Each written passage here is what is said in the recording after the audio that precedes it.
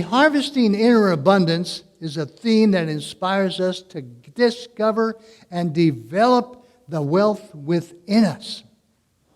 And by focusing on gratitude and mindfulness, it helps us to appreciate the abundance in our lives beyond material possessions. You see, gratitudes and attitudes are not challenges.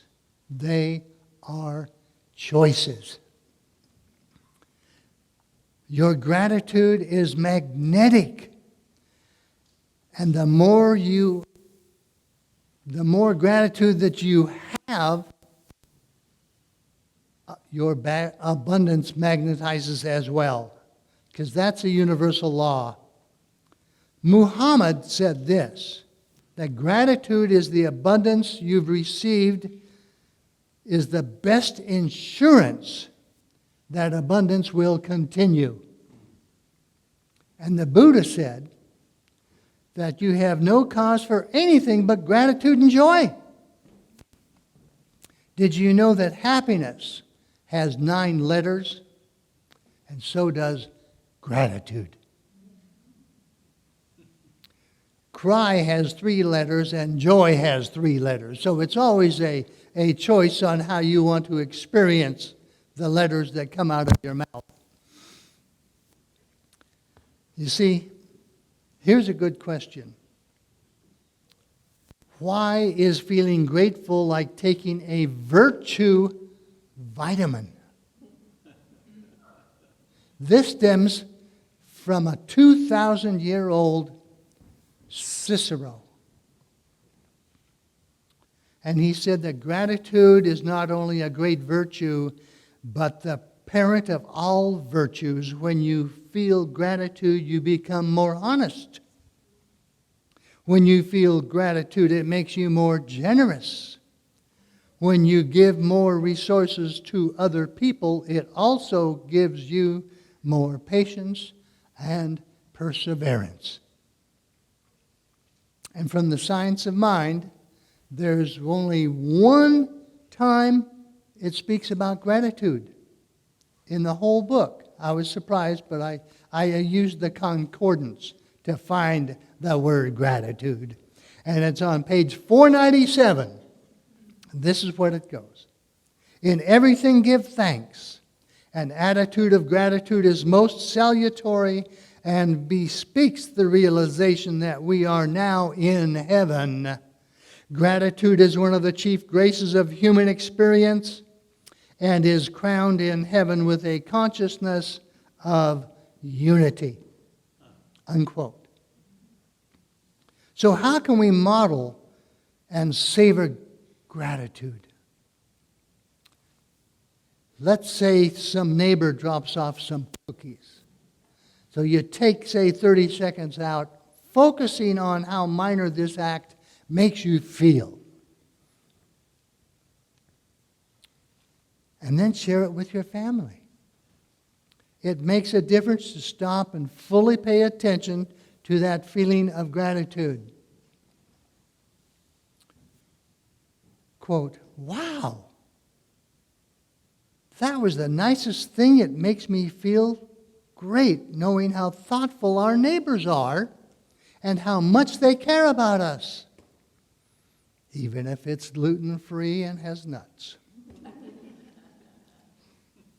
Piglet said this. Actually, Piglet noticed that though he had a small heart, it could hold a rather large amount of gratitude. Be thankful for what you have. You'll end up having more if you concentrate on what you don't have, you'll never have enough. So express your gratitude, and we must never forget that the highest appreciation is to not utter the words, but to live by them. Oprah Winfrey said that. Now, during my own childhood upbringing, I was taught about the significance of giving and receiving at church studies. And I found out that the King James Bible has 17 references to that. However, growing up feeling inadequate, I was good at giving, so I shut down that receiving gene. And it wasn't until my middle 40s when I came to this teaching and started learning. Because ever so often I would think, well, that was nice, but why do I deserve it? That's how long it took me to get to the point of being thankful more than just a conscious thought. And I started thinking about things differently. And I found out that there was something called affirmative prayer treatment and a practitioner.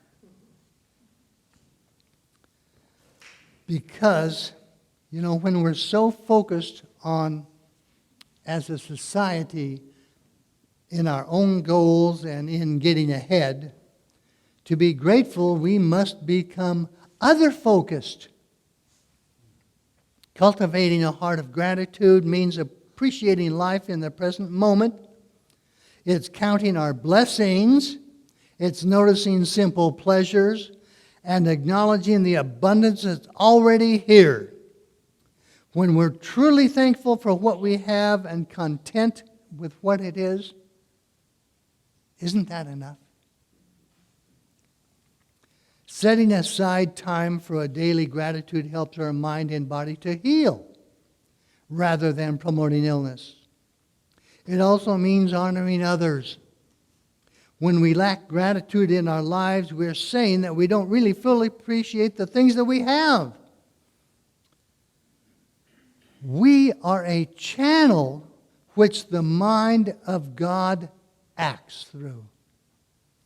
And there's one universal intelligence forever acting through a creative process. It has always been, and it is right now. And it must be where we are right now. And it must be able to produce whatever we direct it to. So with your permission, I'm going to speak for all of us. I am in the midst of a life process. That process is the action of God, the action of intelligence, the action of law and order. It is in action through me, is me, as me. And therefore, I must get out of the way of my egoic self. I'm only limited by my belief in time. Whatever limiting belief I have presently is becoming eradicated now. There have been false conclusions of my human mind because of my early patterns of life from childhood and universal race mind. Lack and limitation have come up from my unconsciousness as a power, and I refuse to accept them any longer, not even for one more second. Now I'm going to ask you to repeat these words after me. I accept the health of God. I accept the health of God. I accept the peace of God. I accept the peace of God. I am unconditioned by time and space. I am unconditioned by time and space. My good is delivered to me here and now. My good is delivered to me here and now. I live in the eternal now. I live in the eternal now. I accept the health of God. I accept the health of God. And my body remains well. And my body remains well. I accept the peace of God. I accept the peace of God. And my mind is inspired. And my mind is inspired. I accept the unlimited money of Source. I accept the unlimited money of Source. I believe all things are working for my highest good and soul's purpose. I believe that all things I am guided, directed, supported, and protected. My future is determined by my thinking this second. My good appears now. My abundance appears now. Thank you for your part. Coming back to speaking for everyone, I am using the language of spirit.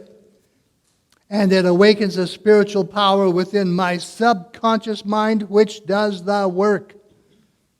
I am no longer under a law of contraction and limitation. I am evolving spiritually in exact relation to the number of seconds per day that I am thinking rightly, thinking of God, thinking of good. With grateful thanksgiving, I simply and easily allow with ease and grace this treatment into manifestation unto the law of mind, and so it is. You see, just like medicine, where you might take multiple doses, this helps the feeling of gratitude stay in your system. Because when you feel it, that's when it influences your behavior the most. Gratitude is a feeling of appreciation, thanks, or even respect. We can direct it towards people, animals, or even inanimate objects. Gratitude is one of the most important virtues that you can cultivate in your life. Being grateful for the things that you have, the things you do, and the people in your life will make you happier. And remember this, the immense magnificence of who we really are is realized in this earth dimension of our expression and our creation. Not as a God of unlimited power, but of a purposely limited expression of God in order to explore thought forms. In other words, we are spiritual beings having a human experience. So let's use a card game analogy to help us understand this concept. We go into a local card room and sit down at a table with other people who want to have some fun. So we accept that there are certain rules to the game, and we agree to play by them. Now, some cards are dealt to us, and some we get to choose. And nobody thinks for 1 second that they get to play with the entire deck of cards. Nor would we want to, because what would be the fun in that? And it doesn't even cross our soul's mind to ask to play with the entire deck. We purposely have a limited number of cards that we're dealt with, and some that our soul gets to choose for us. And that's the hand we as humans get to play. How we play our hand is entirely up to us. And Nehru said this about it, a game of cards. The hand you are dealt with is determination. The way you play it is free will. So we're insatiably curious and creators of our experience. Our souls assign character selves to explore and wonder about thought of God's. Thus is the great enthusiasm that we enter into the earth game of being human at that point. And part of what makes it so fun and intriguing is that we purposely have limited the number of cards that we're dealt with.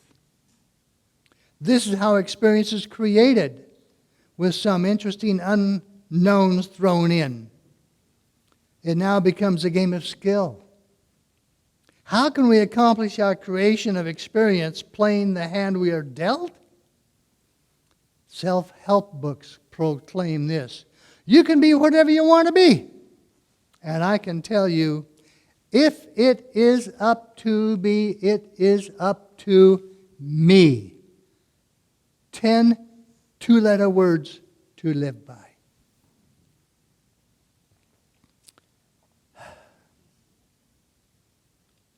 And that's the best game that I can play with the cards that I've been dealt with. You see, a big part of the game of life and how to play it, and that's actually the talk title of a book written by Florence Scovel Shinn. Ernest Holmes knew her,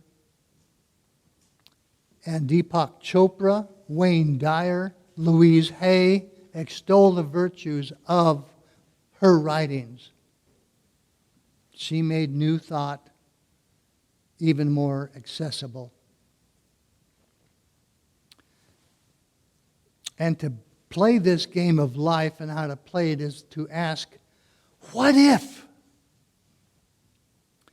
Asking what if starts the turning over of another card to see whether or not we have the energy to support our dreams. Could we become a world-renowned architect and design a magnificent structure?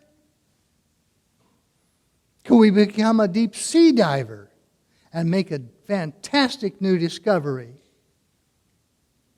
Could I learn to play like Mozart or Beethoven? Maybe yes, maybe no.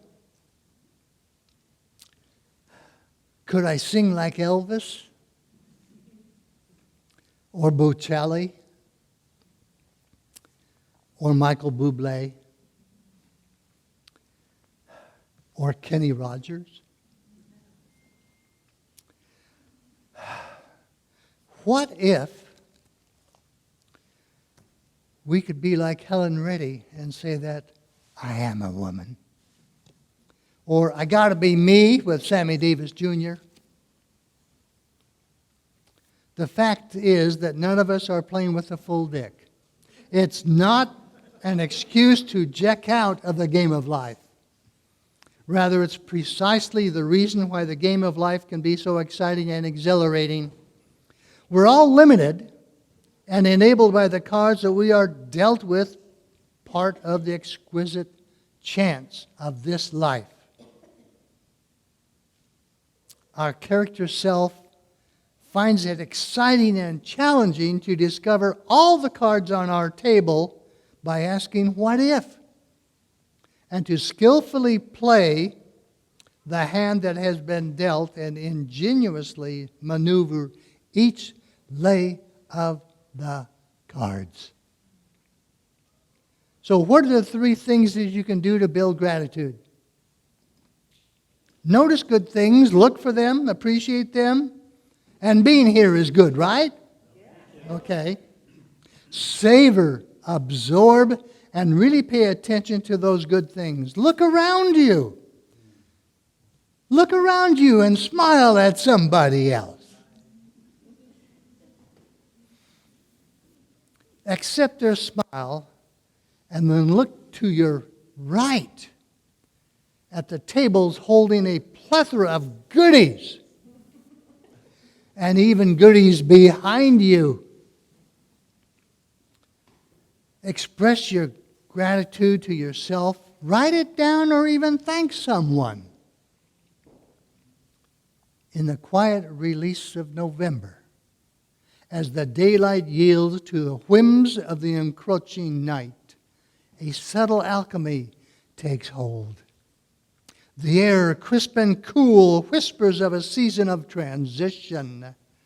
A temporal tapestry woven with threads of gratitude and introspection. As the days grow shorter, nature herself seems to engage in a reflective pause, inviting all to turn inward. It is a month that beckons us to journey into the recesses of our souls, where the amber glow of introspection casts a gentle radiance upon the landscapes of self-discovery. In this season of diminishing sunlight, hearts find warmth in the gratitude like fallen leaves, blankets the ground beneath our steps.